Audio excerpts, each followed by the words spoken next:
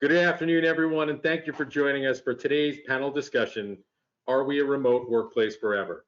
It's a topic that's remarkably timely and is on the minds of employers and employees alike. I'm John Tebow, publisher of Buffalo Business First, and I'm honored to be moderating today's discussion. Before we begin, I'd like to take a moment to thank our sponsor, the University at Buffalo School of Management. Erin O'Brien is the Assistant Dean and Chief Enrollment Officer at the UB School of Management, and I'd like to invite her to say a few words. Hi, John. Thanks so much. And thanks to everybody who's joining us today for this great session. I look forward to the discussion with our panelists. Today's event is being brought to you by the University of Buffalo School of Management MBA programs, with undergraduate and graduate degree programs accredited by the prestigious AACSB International. We're globally known for our high academic quality and educational return on investment.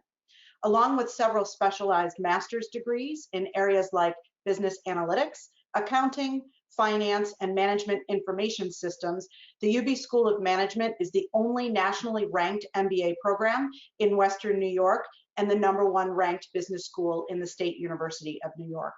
Our full-time MBA, professional MBA, and executive MBA programs are a major source of workforce and executive talent in Western New York State, the US, and the world.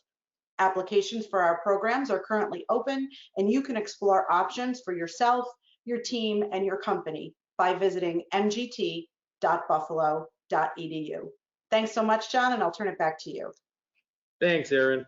Just so everyone knows, today's discussion is being recorded and will be available for post-viewing at the Buffalo Business First website and at the School of Management Digital Library at mgt.buffalo.edu. Once again, mgt.buffalo.edu. Quick note for our attendees today. If you have any questions for today's panelists, please enter them in the chat box on your screen. We're going to try and address some of them at the end of the program, but if we run short on time, we absolutely will be following up with you after the event. So let's begin by introducing our guests. The University at Buffalo School of Management has pulled together a remarkable panel of experts for today's discussion on remote workforce changes brought about by the coronavirus pandemic. Will these changes persist after the pandemic, and what impacts will they bring to the future of work? Our panel of guests will provide some insights, and they include Paul Teslick, the Dean of the UB School of Management, the #1 business school in the State University of New York. Thanks for joining us, Paul. Great to be with you, John. Thank you. We have Mara Swan, currently the President of Acceleration Human Capital Consulting and the former EVP of Global Strategy and Talent at the Manpower Group, the trusted brand leading global workforce development. Mara, glad you could be here. Thank you. We have Ron Hamilton, SVP and Global of SVP Global of Reinsurance Governance and Operations Services for Swiss Re, a global firm based in Zurich, Switzerland, providing reinsurance, insurance, and other insurance-based forms of risk transfer. Ron, glad you could join us. Thank you, John. So we're going to spend just a brief moment, and I know no one likes to talk about themselves, but we'd love to have our audience get to know each of you just a little bit better. Paul, we're going to start with you. As Dean of the School of Management, can you tell us a little bit about how long you've been in your role, how you got there, and a little bit about the organization's mission? Sure. Yeah, I've been Dean of the UB School of Management now for 5 years, and came to UB as a faculty member. I'm an organizational psychologist by background and training, and the areas that I work in are around workforce development and engagement, particularly in the areas of virtual working, remote workforce, and leadership development. As Erin described, our kind of range of programs, our mission is to be able to make the world a better place through advancing business knowledge and education, and having an impact on our students in terms of the kind of career opportunities they have and ability to be able to advance their organizations. And we take our public charge, particularly here in Buffalo and Western New York, very seriously, and are a proud contributor to economic development in the region through workforce development. Thanks, Paul. Ron, I'm going to come to you next. Would love to hear a little bit about your role at Swiss Re. in the lead up to your current role, the missions that you, the mission statement that you have for your company and your role, and some of the clients that you serve. Sounds good. Thanks a lot, John. And as you heard when John was introducing me, my title is quite a mouthful. It's a lot going on there. So I'll break it down a little bit for you. Governance is really trying to make sure there are no surprises for the organization. I mean, we are a global organization bringing in 43 billion in revenue a year. I'm overseeing 1 trillion in liabilities for the organization. And when we operate in different legal areas, there are different things that could come up. We want to make sure we have no surprises. After leaving UB, I joined M&T Bank in Buffalo as part of their management development program. And for those local, I've been watching what M&T is doing because it's in my backyard here in Connecticut. So I may be joining M&T again in the future. After M&T was then Marine Midland, which is people know as HSBC, on to GE, which led me to Swiss Re. So a background in consumer lending, commercial lending, and now insurance. So that's sort of my span over the last 20 years. Happy to be a part of this panel. Looking forward to learning from the other esteemed guests. Thank you, Ron. Thrilled to have you here.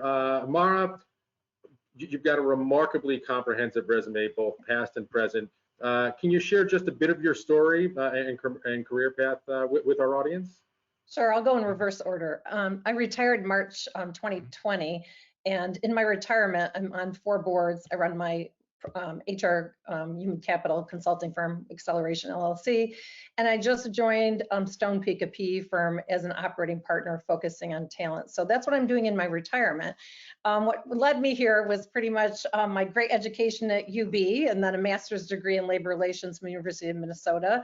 And then I've been the head of HR at 3 Fortune 500 companies. In my last job, I was running strategy, talent, PR, HR, everything pretty much, and running our right management business, which is a human capital business. So I guess I can all attribute to my great education business degree from you. Wonderful.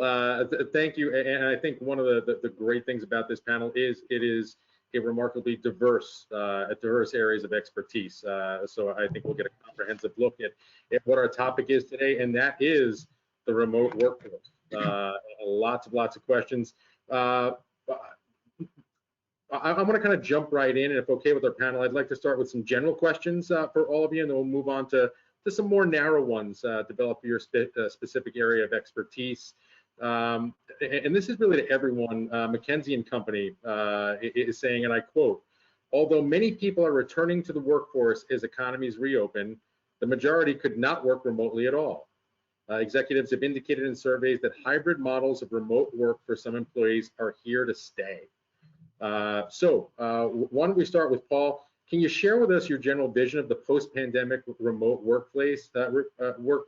You know, any industry, any location, I think is going to make sense here. Yeah, absolutely. In fact, you were speaking of, you know, that quote from McKinsey. I just saw this morning a report that McKinsey issued as they did a survey of senior executives and said exactly what you were just saying, John. So, I mean, this is, you know, this is something, of course, that's rapidly evolving, but this is, I think, the critical issue that employers are facing right now with which is what is the remote, you know, the workforce of the future going to look like?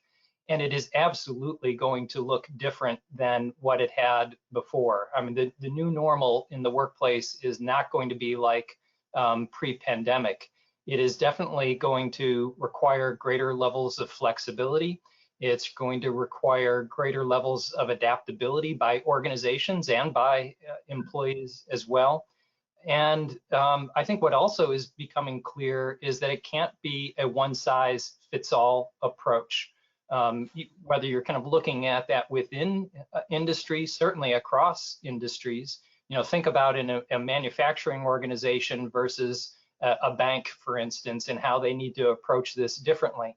But even within industry and within an organization, you're going to have different needs depending on the type of work that's getting done, in terms of the type of individual circumstances that our employees and workers are coming out of the pandemic facing and experiencing. And then over the course of 14 months, a lot has transpired and a lot has been learned, and a lot of things that people want to be able to hold on to, even when we have the ability to be able to go back and safely be back in office environment, in the work environment. So certainly going to look very different. And I know we're going to get deeper into those issues. Yeah, absolutely. And I want to come to you next, Mara. Certainly in your roles with HR and Fortune 500 companies, you're going to have remarkable experience and insight into this. But I'm also curious what your thoughts are.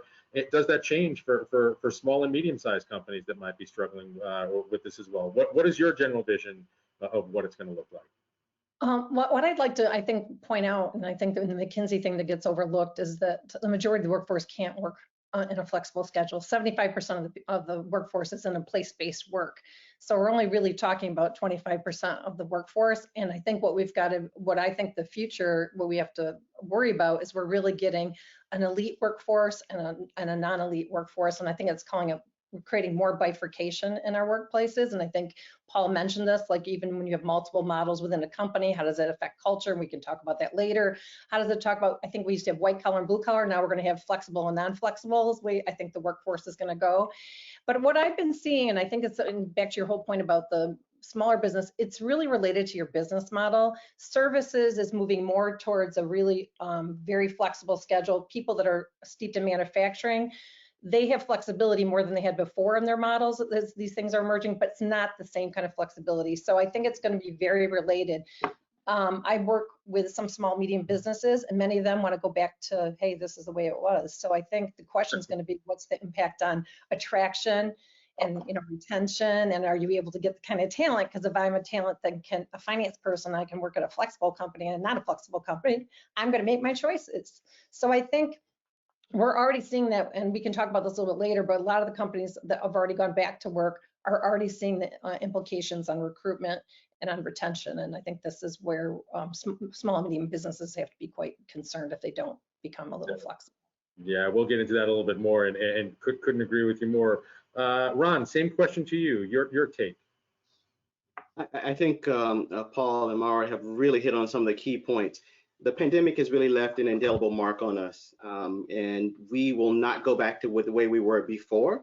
I think it has, for some of us, it's accelerated change that already existed. If you go back and look at 2017, the Gallup was saying that 43% of people were spending some time at home, and roughly 5% from the Census Bureau in 2018 were working from home. So I think it will accelerate some things that were already in place. In 2008, I already had a teleworking population in my organization. But there were three things that made it important: the nature of the work, the experience of the worker, and their preferences. And I think we need to keep this in focus as we move forward. Some work, it was an audit team. You're traveling. You don't need to be in an office to do that. These were seasoned employees. They knew the company culture. They knew how to operate. So it was working for them. And I think the preferences, and this is a topic as we move forward, we're going to need to revisit. People who may have a preference to work remotely today, in the future, that may change for whatever reasons there may exist. But the thing we cannot lose, and I know we'll talk about this more, is there's a certain social and cultural capital that you don't get when you're remote working. And so I think as we go forward, the workforce will look different. It will be flexible. Will everyone be remote? Absolutely not. I think Mara's made a great point. Some people can't. But what we did find through this forced experiment, if you will, that some jobs can be done remotely. I had a telemedic visit. I saw my doctor virtually, right? And these were things that we hadn't thought of as well before. So the landscape is changing, and we still have some additional work to do. Yeah, very, very interesting. And you had said a word that I think is very important. That's culture. A lot that I'm hearing from local CEOs here, and how to address that. But we'll get into that a little bit later in our discussion. I think it's a very important topic to go over. So let's move on to the next, I think important aspect of this. The overwhelming majority of employees who are able to go remote during the pandemic want remote work to continue as a post-pandemic option. I think it was the Boston Consulting Group. For those that were able to work, they had 12,000 employees that they surveyed, and they said they were able to achieve greater productivity and a better work-life balance as a result of working at home, leveraging a technology-enabled remote workplace in a new world of work. The Society of Human Resources found that 80% said that the same in a study conducted by Mercer, an HR benefits and consulting firm. So folks that want to go there, generally speaking, and Mara, I'm going to start with you as the HR person. Generally speaking, what does this mean for employees, for employers, and for customers? Yeah, I think the biggest thing, there's an expectation gap because employees are clear about what they want, but a lot of CEOs that I'm working with think that it's going to go back to the way it was. And I just saw a survey the other day, and I think it was in The Economist, that people want 50% at work and 50% at home is what employees want, and what employers are thinking more like 20%. So there's an expectation gap, and this is going to be interesting. I think somebody said we're going to have to be agile, and we're going to have to, kind of test, and then we're going to have to assess, and then we're going to have to figure out what works. But every CEO I'm talking to right now in coaching, they're like dying to go back to the way it was. And so that's going to be very interesting, because I think that, and my HR colleagues are really having to push against and saying, hey, we've got to adjust if we want to get the right kind of talent. But there's a real desire to go back to the median. And I think with customers, it's going to be interesting. I think customers, if your model is not aligned with the model of who, if in the supply chain, there can be a little bit of an imbalance there of who you're communicating to and when. And or if you're expecting people to show up in person, and some people are going to say, no, we're going to do all this stuff video. So I think there's going to be some readjustment in the supply chain a little bit. And then I think the only other thing I'd say with customers, if you're thinking about more B2C customers, I think if we start seeing this, bifurcated workforce, and people don't want these place-based jobs, that the people who are waiting on you, you may not be getting the service levels that you expect, because they're not happy. They're not going to be happy. So, but then likewise, the call center people who you're calling, who can work at home now, maybe you're getting better service there. So I think there's going to be some service disruption. That's what I would be looking at right now. Yeah. Very interesting you say that. My wife actually was trying to get someone on the phone at Disney, and we actually got someone at 7 a.m. that was taking it from their home in Cape Canaveral. And this person couldn't have been happier. I got on the phone because I just wanted to ask how that went about. But very, very interesting in terms of how folks are going to have to rethink their businesses. Ron, same question to you. Generally speaking, what does this mean for employees, employers, and customers? So I think we've seen greater productivity. The question that's in my mind is, how sustainable is this level of productivity? The level of productivity we have seen has been in the midst of a pandemic, right? So there weren't many options, there weren't things. So this is another reason we need to revisit the model, because people are saying they want to work at home have only experienced this during a pandemic. So once we come out of the pandemic, things may shift. So some may argue that we haven't had a better balance of work life because people don't know the boundaries. So I think that can be debated. But I think the thing that can't be debated, there will be greater flexibility where and when workers can work, where employees can hire, and what customers can expect. If we go back to 2014 and we look at academia and other publications, VUCA, volatility, uncertainty, complexity, and ambiguity was very common, right? So that had already started. And I think the World Economic Forum has already predicted several years back that we would need to reskill and upscale employees for the change that we were seeing. I think that is one thing that employees have to be mindful of, is that there will need to be a bit of upscaling. But people do also, they've been doing some soul searching during the pandemic. Certain things they don't want to give up anymore. So there will need to be some adjustments there. I really want to focus on what companies need to do, and I'll sort of share a little bit what Swiss Re is doing. As we make this transition, companies need to communicate, and communicate. They need to be crystal clear about their purpose, especially with a distributed workforce. You have to have something to bring everyone together. So what are we doing at Swiss Re in terms of that? Virtual collaboration. We're investing in technology to make it possible to work anywhere that makes sense for the role that you're in. The other piece, personal resilience, training people to take care of themselves. Also equipping them to make sure that they're doing the right things. One of the things that happened last week is the organization sent out an email around tips of how to set up your desk in an ergonomically good fashion, right? So we need to think about people who are working at their dining tables or wherever that may not be good. So we sent out tips, and we're running a contest. if you take a picture of your before and your after, you could win a remodel of some of your workspace. So, I don't know how it is in your organizations, but all the emails don't get read in my organizations. But if there's something you can win, something to it, and it invites engagement. So making sure we're looking after the workers is important. Leadership at all levels. There will be distributed leadership. You cannot have centralized leadership. Things are moving quickly. People need to be empowered to make decisions. So we're training our leaders to operate in this new environment. Naturally, we're looking at workstations. In the past, we were doing this open floor plan, putting a lot of people close together. That's not going to work in a new environment. Looking at our workstations, but more importantly, like sustainability. As a reinsurance company, we insure insurance companies, right? So we're there and we're part of some of the larger catastrophes that take place. We're looking at our carbon footprint, in terms of office space and in terms of how we travel. So as we go into this new environment, how do we create a model that maximizes all of those components? So that's what we're doing. I will add one comment about what we've seen from our customers.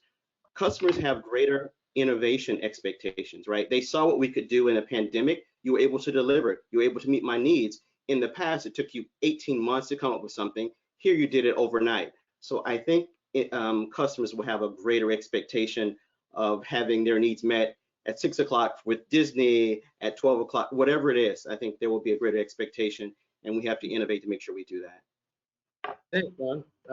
Paul, same question from your point of view. Yeah, I mean, just trying to build on Mara and Ron's great points that they made.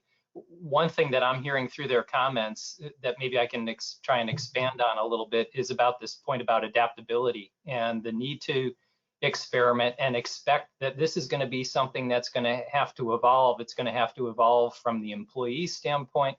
It's going to have to evolve from the employer's standpoint, and certainly customer expectations here as well. And I think when you look at it that way, a key differentiator on success, whether you're talking about it from kind of an employee standpoint or an organization standpoint, is the ability to kind of take a growth mindset. So for kind of an individual employee, constantly learning, being adaptable and being flexible, being highly communicative about what your needs are and what your expectations are, but also being able to adjust is going to be important. And learning new skills. I mean, just look at what's transpired over the last 14 months, how good we've gotten with managing technology, but we're still at the kind of at the base of a mountain when it comes to that. I mean, I think Ron made a great point early on that this whole pandemic has accelerated trends that were already in place. And it's just moved us ahead, whether it, I don't know what the magic number is. Is it 5 years forward, 10 years forward, somewhere in between? It's something like that. That rate of pace of change, I think it certainly isn't going to be like it's been over the past 14 months. Let's hope not. But it is going to be there for some time because this new normal has not been settled in yet. By any means. So, what we try and think about from our standpoint as a leading business school is building that type of a growth mindset, that ability to be adaptable in the next generation of workforce, through our programs. And I think that the other implication here is workforce development, and how do we kind of build that capability, that adaptability that's going to be absolutely critical for employees and for organizations going forward. And Paul, one of the things that we probably should point out to the people around on this webinar is that the power equations has shifted as a result, and I think the power has gone more towards the employee, and I don't think a lot of management teams have quite absorbed that. And I don't think that power shift is going to go back to where it was. And so I think that agility and, like you said, that learning mindset is going to be so important, I think, for the growth of the companies, that they start to realize the power shifted, because we were basically in a company had most of the power in the last couple of decades compared to the employee. And I think it's a really important point you just made. Thanks, Mara. So I'm going back on my word. I said we were going to address questions at the end, or we would follow up, but I'm getting a message from my producer that we would like to have one that came in that they would like to have addressed now. Ron, you had mentioned company culture. how do you find a balance with company culture, with remote and in-office workers? Also, should remote be considered when promotions and management positions are considered in the same way for place-based staff? And can a remote individual manage in the same way? So now I'm going to offer my opinion, but Mara is the expert here, so I'm going to let her knock it home. I'm going to start on first base, perhaps. And this is one of the reasons, John, that I said I think people who say they want to work at home today, that number is going to change because they're not going to have the same proximity to power. They're going to see they're missing out on opportunities because leaders aren't going to adjust as they should. Yes, we should embrace and treat everyone the same, but it's going to take some time to get there. And when people are finding out they're missing on opportunities, I think they're going to want to head back to the office. We are doing more to sort of train our managers to be more aware. And as I mentioned, Swiss Re has been this own the way you work for some time, but there were still managers who felt they needed their people to sit right by them. I have some colleagues who work in Zurich who will not hire someone in the US, right? So even though that's the company culture, there are micro cultures in organizations and departments, and to shift those, it's going to take some time. So that's my position as a manager, but Mara, and I think Dean Tesla, you have some academic research here to sort of maybe shed some more light on this topic. Well, I think the first thing is we don't know. And I think this is what's unsettling because typically most of our human capital practices have been based on the past. And I think one of the things that Paul said earlier, he's training the next generation of leaders, but we're stuck with the current generation of leaders right now, which I think Ron is right spot on. Half of them, if you're not sitting, and I just told you, I'm talking to CEOs, they're over, most of them over 55. And they're like, if I don't see my team, even if I have flexibility for everyone else, my team has to sit by me. So that tells me they haven't made the shift in their mind of how they want to operate interpersonally. And so I think the point that Ron made is so important. Proximity is so correlated to layoffs, promotions, development opportunities, projects you get to be on.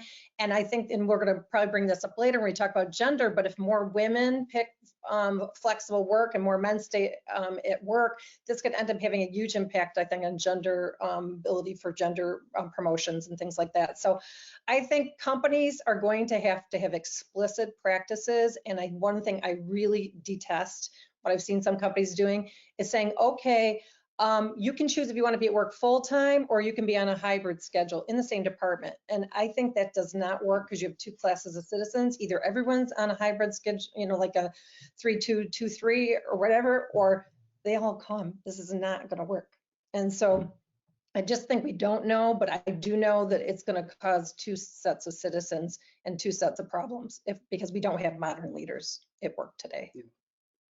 Got it. Dean, any thoughts? Yeah, I think what Mara and Ron are speaking about is the importance for organizations to really kind of lean in to understanding how to be able to optimize managing remote work. I mean, Mara and Ron are both bringing up excellent points that most organizations have not had to confront and wrestle with and do that in a way that allows them to be able to have competitive advantage. I think, Mara made a great point earlier about shifting the kind of the balance of not balance of power, but kind of the ability to, the influence that you have and the negotiating power that you might have.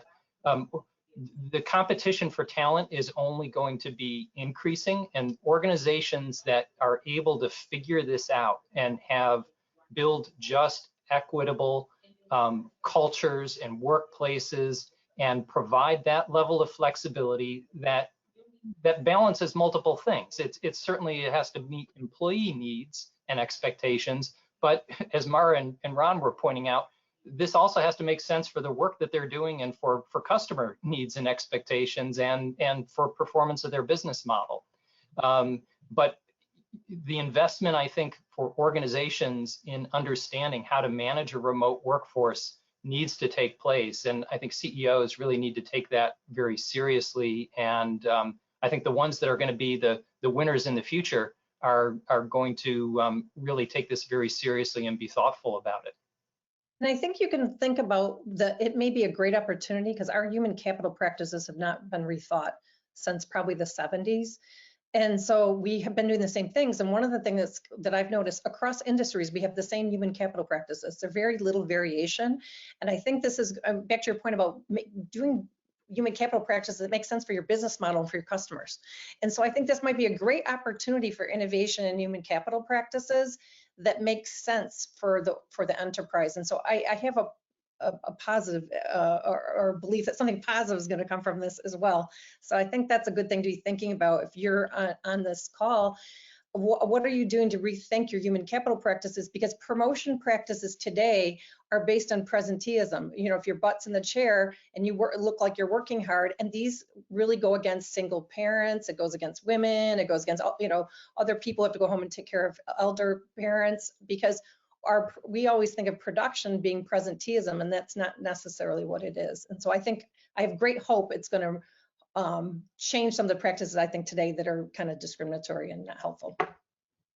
All right, so hard to believe that we're already at our halfway point, but why don't we kind of take a little bit of a change in tact here and spend some time discussing the physical location and commercial impacts in the remote workforce. A Price Waterhouse study indicated the global professional work culture is built on the construct of the office as the locus of productivity. Going remote absolutely shifts that locus. Ron, you're a global management risk leader in the financial services industry, so lots for you to consider here. You know, first of all, what does this mean for corporate real estate? The corporate real estate development value chain, and that includes everyone from investors, insurance, reinsurance, and beyond. We've learned that the office is not needed for productivity. We've sort of experienced that, yet it does serve as a good place for collaboration. So there are three things that I see happening. And because it's happening in that space, there's a lot of noise. There's a redistribution, a reconfiguration, and a repricing. And I'll talk a little bit more about those. I'll share a little bit of statistics, and I think this speaks a little bit to what Amar was sharing earlier. As you survey, McKinsey surveyed office space decision makers, and they're expected that the main office attendance will decline by 12%, satellite office by 9%, flex office space remaining constant, and work from home increasing from 20 to 27%. So it's a sort of a nominal increase. And this is just estimates based on those that are making plans. But as we look at it, there's a redistribution of the population. People who used to be in the mega centers are now, if they have flexibility, they're moving out. They're moving out to places where they can get more real estate, where they can have a different quality of life. So as that takes place, you're seeing real estate prices in one market go down, one in other markets is going up. So that's driving a bit of it. Reconfiguration. Prior to the pandemic, as I mentioned, office was going to open floor plan, you having about 18 inches between you and the person next to you. After the pandemic, I don't think people are going to be comfortable with that. People are going to want more personal space, right? So you're going to have more personal space. You're going to need more collaboration space. You're going to need green space. You're going to need more hoteling. So I'm not sure if the net loss of personal space is going to be that great after the redistribution, the reconfiguration. And then the last part is repricing.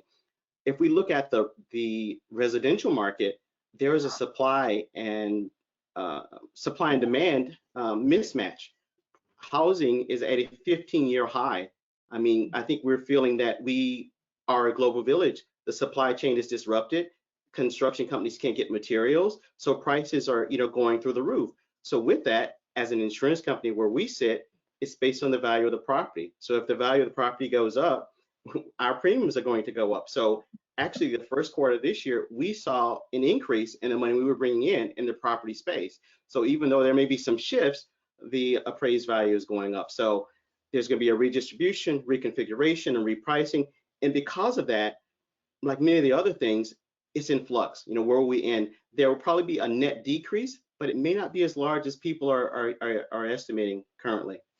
Okay, so I'm in the interest of time, if we have some at the end, I'm going to come back to some of these, but I really want to try and dig into some of the impacts of remote workforce with respect to workforce balancing and training. In a December 2020 study of executives and office workers in the US, PricewaterhouseCoopers found that for employers and employees who were able to go remote during the pandemic, it was an overwhelming success, but they're now reaching a point Whereas the US is increasingly vaccinated, employers want to draw employees back into the office, but employees may not be willing to come back. US employees have balanced their incredibly busy daily lives on working from home, and they're liking it. So knowing this, some of this research, I'd like to speak to each of you from your specialized perspectives. Dean Teslick, we're going to start with you. World-renowned business school, how are you adapting higher education learning pathways to accommodate a potential remote workforce? Yeah, I think there are kind of two key considerations. One that you touched on is about flexibility, and you know, the need for flexibility was, again, this is one of those trends we were moving in that direction before the pandemic. You see kind of increasing number of programs that are offering online degrees or hybrid forms. We did that within our own professional MBA program. So you've got working professionals who are trying to be able to balance pursuing their a rigorous MBA degree while at the same time working full time, managing kind of, a lot of them have young families and so forth, a lot of different competing things. And what we found was that when we adapted our program from a pure face-to-face to a hybrid delivery format, that it really kind of spoke to a need of working professionals.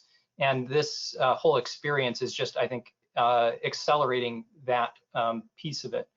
Another piece that speaks to the flexibility, but also to points that both Ron and Mara were pointing out, which is that people are going to need to constantly learn new skills to be highly adaptable. And so the traditional way of thinking about kind of degrees, there still is an important place for that, but learning competencies that you can be able to demonstrate to your employer, that you can be able to kind of show your credentials in meaningful ways about the knowledge that you've learned and acquired and the skills you've gained, is going to be important. And so, you know, think about kind of education in modular forms and demonstrating your knowledge that you've acquired in an area like leadership, for instance. We've got this outstanding program called Leader Core in our full-time MBA program. Not everybody does it because it's a rigorous program, but those who do, now we have a micro-credential that they can be able to show to an employer. Here's the competencies in leadership. Here's the competency model. Here's how I've kind of demonstrated that. And that means something. And we hear that from employers. And I'm sure, you know, Mara and Ron are kind of seeing this trend, you know, in their organizations and the organizations they work with too, probably. And that is a great segue to Mara, which is my second part of the question. You're a human capital expert and consultant with a career in workforce development for some of the largest companies in the world. The impacts of remote workforce on talent needed to staff firms is exponential. Let's start with your thoughts on workforce balancing, specifically newer, less experienced versus older, more experienced employees from a management perspective. I think this just varies by companies. I mean, workforce balancing, I think we heard it earlier from Ron. I think people think they've been balancing their life, but everybody I'm talking to is on Zooms from 7 to 8 o'clock at night with no breaks, and they're you know, everybody, if I'm on a Zoom and everybody's eating their lunch constantly because they haven't left their desk, I don't think it's workforce balancing. So I think we may feel like we are, but I would say, I know myself, when I was at work, I actually wasted more time than I do when I'm stuck at my computer looking at myself all day long. So I think this is gonna, I think people are gonna realize they haven't been as balanced. I do think that they do wanna have the flexibility maybe of not having to, you know, you don't know what the back of my hair looks like, I guess, today, so I just have to do the front, but so I'm like a flat. But I think there's just a few things like that, but I don't really see people feel that they're very healthy right now and that they're having very balanced lives. So I think companies have an opportunity to provide people the flexibility and that they need to manage their lives, be okay about it. And I think the best thing that came out of the pandemic is we can talk about our lives, because I've seen everyone's cat, dog, kids running around naked in the background, whatever. And I think as a result of that, we have now can talk about one life, and before what we had is a work life and a home life.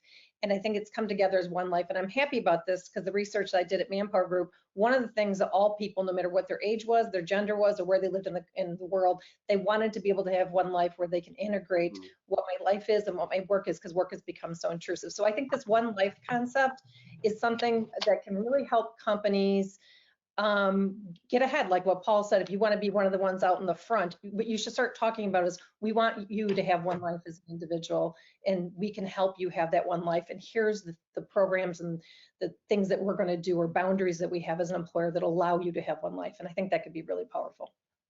Mara, we're going to stay with you just for a second. Same question, but from a workforce training and development perspective. What does the remote environment mean for technical training and overall business skills competency development? And what impact changes need to take place to remote workforce training and credentialing? Well, again, I think it's so much different than what Paul said. I'm really actually very excited about this, because training has gotten very boring and dull in most companies. We put the same boring training on the internet and then expected people to be really excited, and then never finished it.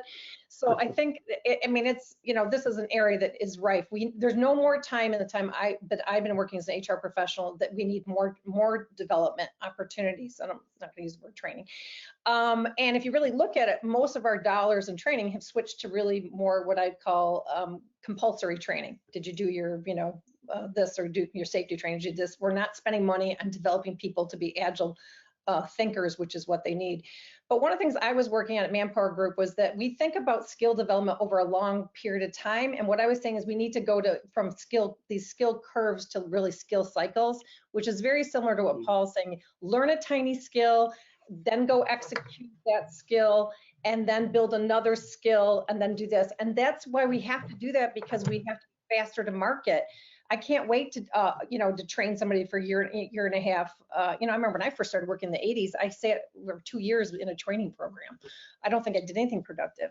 And so I'm not sure that that's helpful to the individual or to the company anymore. So a little skill curve, let them, and I think we think of our training in these little micro things. I think it's easier to digest as an individual. I can find 7 minutes a day to learn something. I cannot take 3 days off to go sit in a classroom. And so I think that this is a great opportunity for companies to be much more innovative and help people stay at pace with where the market is. Thanks, Mara. John, if I could add 30 seconds to what Mara was saying, your point about not having a training program from 2 years is absolutely correct. The people coming in today may not even be with your organization for 2 years, so they won't have time to complete a program. So you need the modules, you need specific trainings. It needs to be able to do it on my mobile phone while I'm waiting for things. It has to be flexibility. If there's nothing else, that's one word. Flexibility, I think, is going to be key. Great point. So let's get to the last question that I have really on this topic, and I think it's a hot potato. We've heard it already, but let's bring it back. Company culture. I mean, I personally have talked to many CEOs, feel that it's imperative to return to the office to maximize this important element, and I'm not sure that they're wrong. That said, how does remote work change culture, both for good and bad? Ron, I'm gonna start with you, and then we'll move to Tamara and Dean Tesler. Maintaining culture definitely becomes more challenging when you have a decentralized model, when you have a hybrid model, because often culture is reinforced through observation, through water cooler conversations. If I'm sitting in my office at home in my pajamas and I just came from another company, how am I going to pick up the nuance pieces? So it becomes more challenging and it becomes a bigger effort. And I think it's important to make sure we find ways to keep the cultural capital going, even in a remote setting. So you have to find new ways of engagement. You have to rethink how you do things. You have to have standard policies and procedures that reinforce the right behavior. It's a total remake of how we're doing things. So that's where we'll start with culture, but it's reinforced by the people you're around. And this is why I think having, especially for new joiners, for people in new positions, you need a little more time in the centralized location to pick it up a bit better. That's my personal thoughts on it. And that's been my whole thing about onboarding during the pandemic. I feel sorry for people who are being onboarded in the midst of a pandemic where they don't have the freedom to just look over their shoulder and ask someone, how do I do this? You have to schedule a meeting.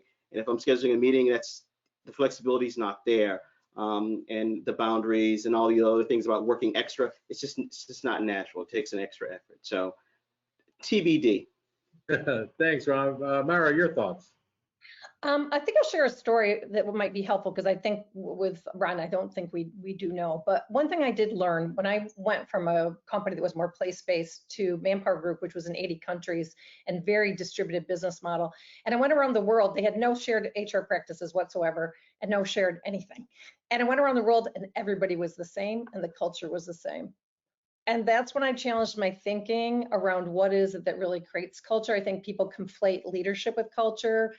Kind of practices, how the company, whatever. What it really relates to me is that if you have a shared purpose and you have shared values, that you can be distributed.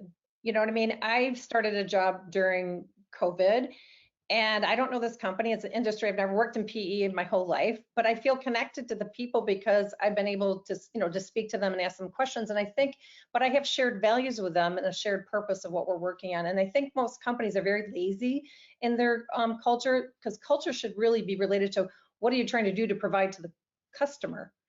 And how do we do that to provide value to the customer? And I think if we can be more explicit about that, then I think we can have a shared culture, even if some of us are not in the same place. And so that's the challenge I think that's a great point, but it underscores, at least from my experience, the purpose isn't often clear, right? I think that's part of the problem. It's not clear, it's not communicated, people can't feel it, so we associate with these other points. So they have to go pick up other things, and that's not what you should do. Yeah.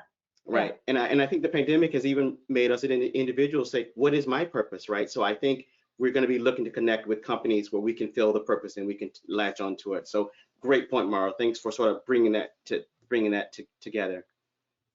Thanks, Ron. Dean, anything that your thoughts or additions to the culture conversation?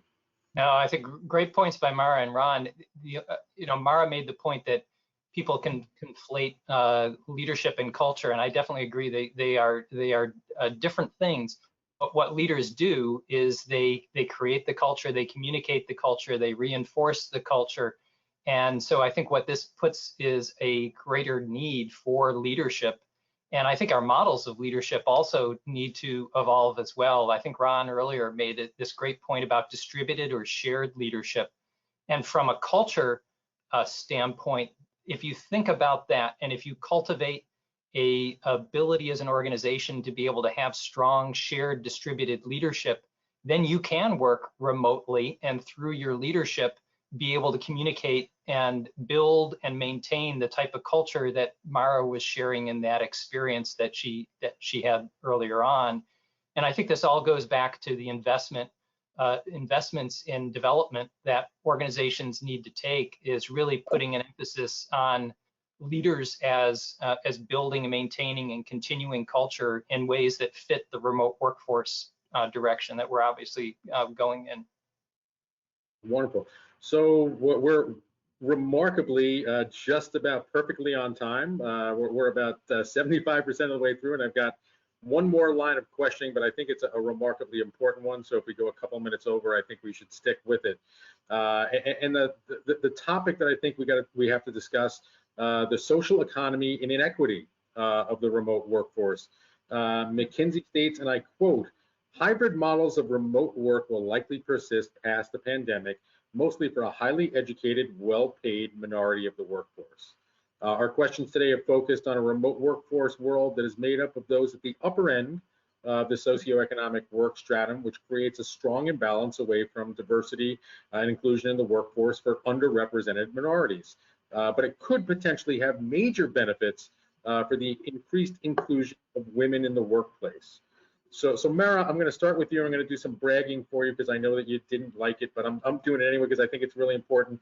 You are the vice chair for the World Economic Forum's Global Agenda Council on Gender Parity. For several years, you were an active speaker globally on how to improve representation of women in leadership. Can you talk a bit about the impacts of the remote hybrid from the perspective of women in the workforce? Sure. I think one of the things, going back to the percentage of jobs that are place-based versus ones that are not, women are a majority of the workforce that are in the place-based jobs, healthcare, a lot of retail jobs, and a number of things like that. So while we're talking about flexibility, I'm excited that we're talking about flexibility, but I'd be more excited if we were talking about daycare, and support for working people who are in some cases on the edge of working poor.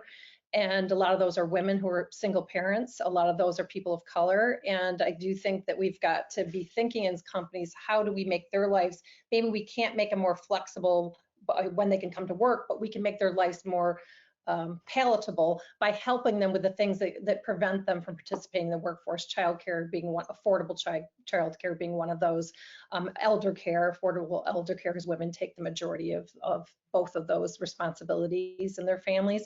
And there are a lot of single households, and most of the single households are headed by women. So I think for that group of people, we need to start thinking about how do we get more labor force penetration by providing services that will allow them to enter the workforce and then hopefully build their skills and move up and be able to provide for their families.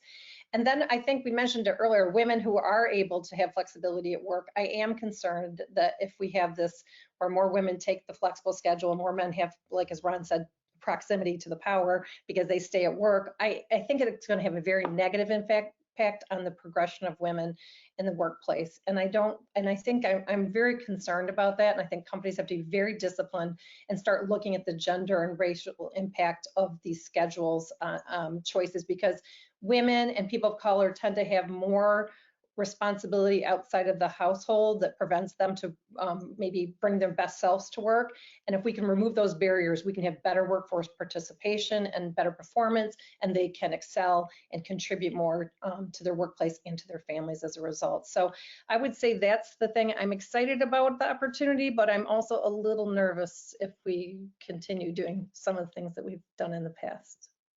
Fair, thank you.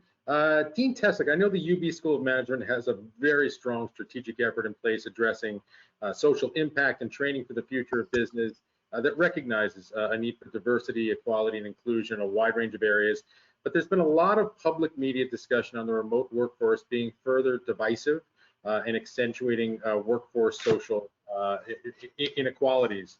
Can you discuss the impacts of the remote hybrid from the perspective of underrepresented minorities in the workforce? Yeah, I think Mara did a great job of just I think kind of highlighting some of the kind of the critical points here. I think a lot of it has to come from, and one thing I'm hopeful about that we can make progress on, and as we kind of construct what this new normal for a remote workforce looks like, is make sure that diversity, equity, and inclusion is at the top of the agenda, and be very thoughtful and purposeful about it for all the reasons that Mara was saying.